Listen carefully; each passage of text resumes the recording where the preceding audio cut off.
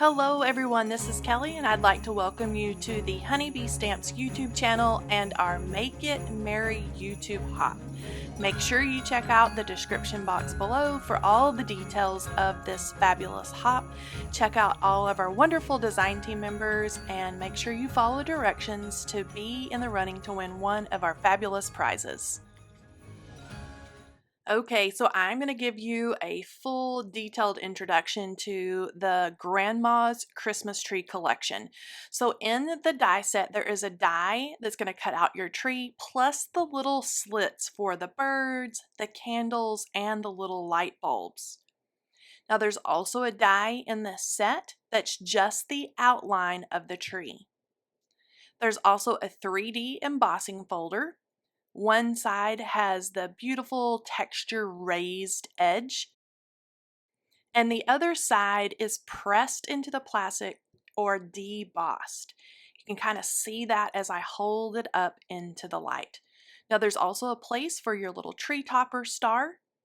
And then this collection also has a 3-piece stencil set that's going to give you the layers of your tree, the little details so you can add shadows or snowy glimmer paste.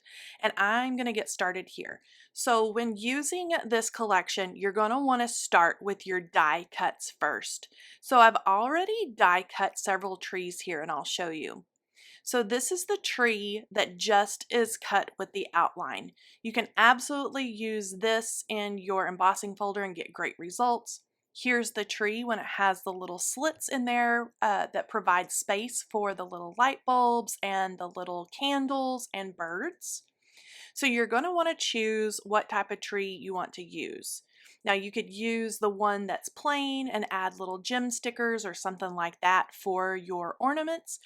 Or you can use the tree that has the little slits in it for your little birds. Now here's an example of the flat tree. So I cut out that basic tree, used the embossing folder, used the stencil for that glittery, glimmery paste, and then just added some gem stickers. Now this one I cut that had the slits in it, so I could insert the little cardinal birds down into the little places. Now I also used all the stencils on this one to create the different colors and add the glimmer paste again. Now the next thing you're going to want to do when using this is take your die cuts and it's time to use your 3D embossing folder. Now, you're going to want to follow the directions on whatever type of die machine that you have. Just make sure you get the correct sandwich for a 3D embossing folder. Now, you want to choose the side of your embossing folder that has the lowered part that's lowered into the plastic. I like to flip over the die cut because that's going to make it match up with the impression into the plastic of the embossing folder. You can line it up just like a puzzle piece. It's going to fit in there nicely because it lines up perfectly. And I like to take some of my tape and you can kind of feel it fit down in there, kind of slips in there, and then it becomes flush with the rest of the embossing folder. You can kind of run your finger over it to make sure that it's nicely set in there. I'm going to use my tape and tape down the edges.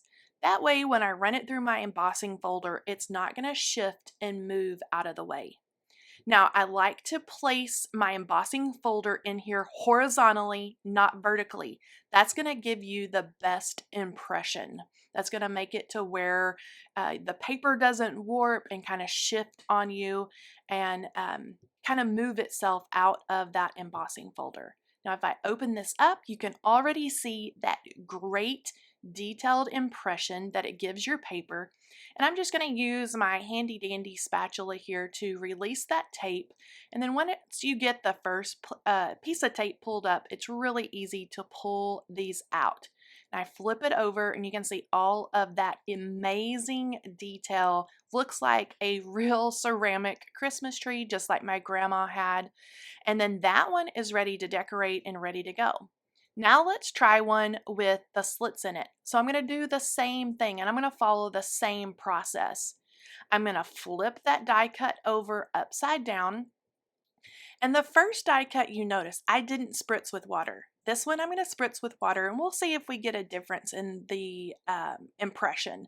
I don't think for this project that it makes a difference. It probably depends on what type of paper that you want to use. Sometimes people like to spritz their paper with water before they put them into 3D embossing folders because it's going to make sure you get a great impression without your paper cracking. I haven't had any issues at all with this embossing folder.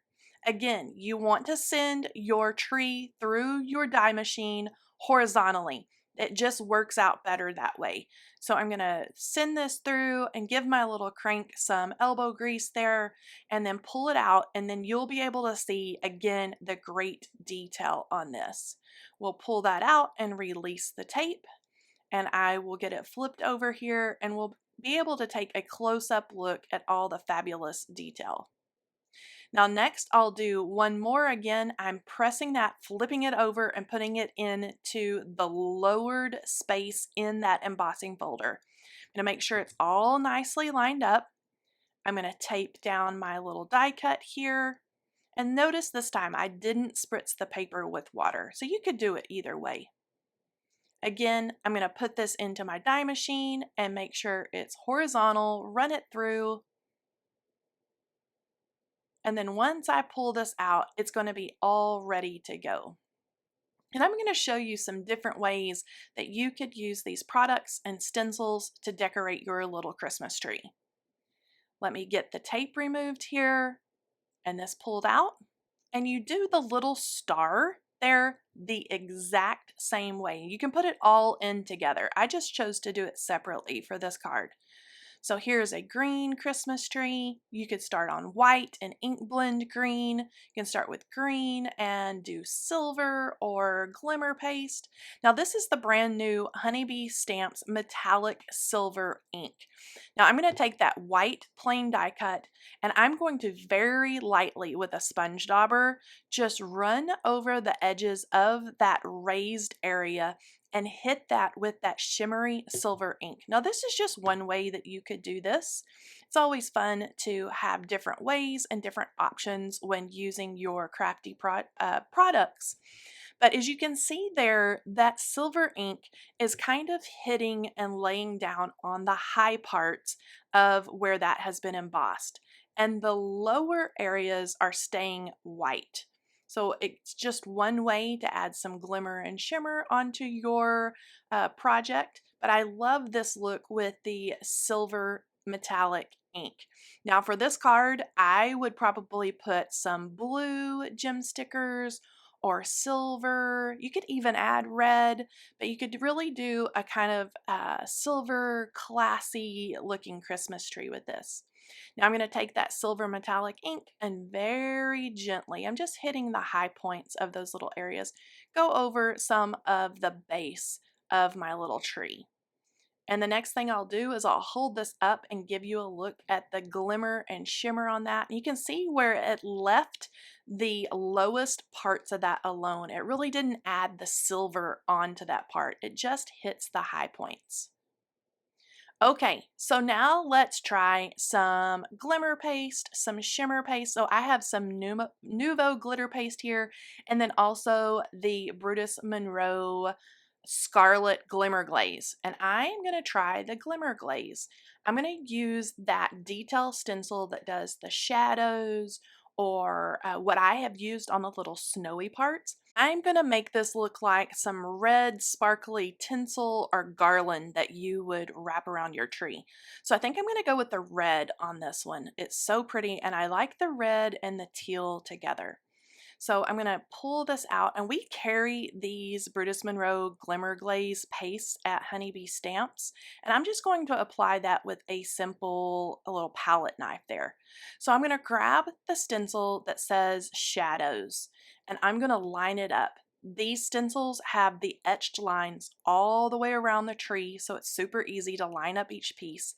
And there is some open spaces for the base of this tree on the stencil. So I'm actually going to use a Post-it note and I'm going to cover that up because I don't want that part to be red. So now that I have that glitter glaze all added on there, I can simply take my heat tool and warm that up, and you can see how that looks like a fun sparkly red tinsel or a garland that you would wrap around your tree. It's super cute. It's a great option for this set. Now for the next tree, I am going to go all out on this one. So I'm going to use all of the stencils, and I even have the tree that has the little slits cut in it because we're going to add the cute little candles over the top. So what I'm going to do is I am going to take Rustic Wilderness Distress Oxide ink, and I'm starting out with one of the stencils. You could do these in any order you like to, but I'm going to place that over the top, line up the edges all the way around, and again, I'm going to use a Post-it note to cover up the base because I don't want to turn those the green color of the Rustic Wilderness Distress Oxide. Now when I brush on my ink, I am going to go in a downward motion with the brush. I want the darkest parts of that pigment to be at the top part of the branches and then get lighter as they go down. So it's like the tier or the portion of the tree that is above it is casting a little bit of a shadow on the branches below it. And I'm going to do this for this stencil and then also the next one. And I am brushing very lightly. You don't want to add just a whole lot of pressure or a whole lot of muscle to this because you want to keep that beautiful embossed look that 3D embossing folder gave you. So next, I'm just going to take the next layer, and again, there's really no rhyme or reason. You could do this in any order you wanted to, and I'm going to do the exact same thing. So this is going to be an all green tree, a very classic Christmas tree, and again, I'm starting at the top and brushing down towards the bottom. And again, it's going to add the darkest part towards the top, like the layer above it is casting a little bit of a shadow on the layer below it. So I'm going to get this brushed on. I'm brushing it very lightly. I barely dipped into the ink. And if I pull this back, you can see that great gradient in color, and I am loving the way that this is looking. Now, for the next stencil, I am going to add some Distress Grit Paste to make snow on that little shadow area. You could always do that area super dark, like that is the shadowed area under the branches, but I like to use that to add a little sparkle and a little holiday fun. So I'm going to line up this last stencil. Again, it's super easy. You just follow the etched lines and then line up the little open areas with the parts that you want to hit with either your blending brushes or with your glitter glaze or whatever you're choosing to use. So I'm going to hold this down, and this is the Tim Holtz Distress Opaque White, and it's matte, and it is a grit paste, like a texture paste. And I'm going to use my craft knife again, or my palette knife, to spread this on to that stencil. Now, after I had it spread over in an even layer, I took that palette knife and I'm adding some bumpy texture. You don't have to do this. You can just, add it straight on, but this is going to give it that lumpy, bumpy, nice texture that looks like snow has fallen in different places. Now, before I get too far with this, and while that paste is still wet, I'm going to add some Distress Clear Rock Candy. So, and mica, you could add mica flakes as well. They're beautiful. They're a little more chunky. So I'm going to add some mica flakes first, and these are big, chunky. They almost look like icicles. I'm going to pour this over, and that's going to stick in some areas of that wet paste. I can lightly kind of tap them on, and if I hold this up, you'll see that kind of icicle look. I am loving the way that this is turning out. I'm just tapping off the excess, and again, before this has a chance to dry, I'm going to pour over that clear rock candy because it's going to stick in the little in-between areas where that larger mica didn't fall into the paste, if that makes sense. So this is just going to fill in and just add that much more sparkle. So we've got the large mica flakes that look kind of like icicles or something like that. And then we have the more fine clear rock candy that's going to fill in those little spaces and make it super sparkly. I just love the way that this is turning out and the way it's looking. Okay, so I have started adding my candles on the top. Now I have hit the gold star and the tips of the candles, the flames, and then the bottom with our brand new metallic gold ink. And so I did that just like I did the silver tree at the beginning of the video, just barely rub on to the high points in those areas. And let me show you how I got the look for the candles. So I have one of the little white candles here, and I'm going to take it in my fingers with a sponge dauber. And I'm just going to barely dab the ends of this with the gold ink, and then you just slip it right down into the slits. And then I like to add just a little bit of liquid adhesive onto this because it's going to keep it upright and really hold those candles into place. And you can see now what that's going to look like when you get either your birds or your candles or your little bulbs added into all those little slits and little places. I just love how this looks like a classic ceramic Christmas tree. They're so cute. Now I have all my candles into place and I'm ready to build a card for this beautiful Christmas tree to go on. I'm going to pull out some of our plaid pattern paper, and this is from the new Make It Merry pattern paper pad. Now these pieces of paper are larger in size, so it's so nice that I can either make two A2 size cards or one 5x7. And I'm going to do this in a large 5x7 size card. So I'm trimming this down to 4 3/4 by 6 3/4. That way you can see just a little bit of the white card base underneath. I like those layers there. Now I'm taking our scalloped ovals and I'm going to create a little focus area or a little place for my grandma's Christmas tree to sit. Okay, I've held everything up, kind of shimmied it into place. I've set that oval down. I can kind of nest my tree in there to see how everything is going to look. And then I'm going to tape the scalloped oval down onto my pattern paper and then run this whole thing through my die machine. And then I'm going to get a nice opening, a nice little resting place for my Christmas tree. And I'm going to save that cut plaid oval that you see up there at the top. I'm going to save that for another card because I can use it on something else. So now I have this great background. I have an oval for my tree to rest, but I think we need just a little something back there. So I'm using our Christmas star background cover plate. You can see there to the right underneath the tree. And I'm going to back that with some really dark green textured paper. Now this comes from one of the tonic paper pads that we have in stock at Honeybee Stamps. I'm going to trim this down so it fits right there into that oval opening, and I'm just going to glue it back there behind, and you're going to be able to see that green come through, and it's going to coordinate so beautifully not only with the tree but also with that plaid paper that's on the top. And before we get too far, here is that Christmas star cover plate that I was telling you about and the white die cut. So it's so beautiful. It adds a really nice texture to your background. You could either leave it white and just use your card base back in behind there, or you could layer it like I have to add a different color. So I'm just going to add some liquid adhesive and dot that on so we can attach our really pretty green paper to the back side.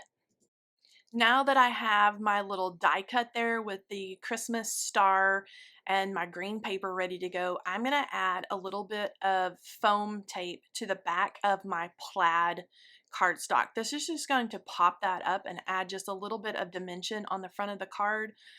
And I'm just adding this down, and then I can pull back those release strips and carefully place that over the top of my card base.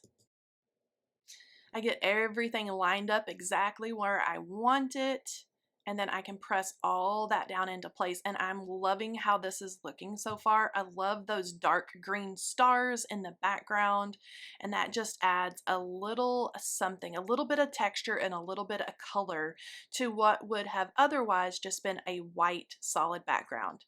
Now I can add Grandma's Christmas tree here into our little oval piece. I added another piece of foam tape there, and then I'm going to line that up and then press that down onto the little oval. I'm being really careful there. I don't want to mess up that foam tape back there or my little Christmas tree.